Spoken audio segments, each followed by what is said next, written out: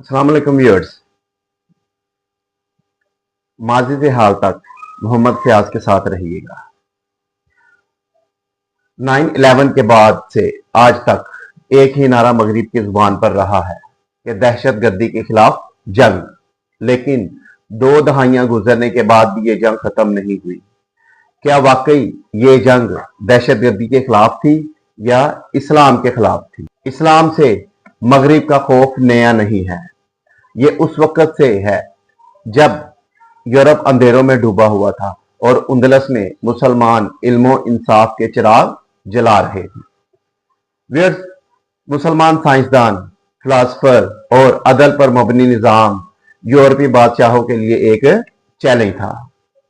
मगरिब अच्छी तरह जानता था कि इस्लाम सिर्फ मजहब नहीं है, एक मुकम्मल निजाम जिंदगी है जो इंसान को गुलामी से आजाद और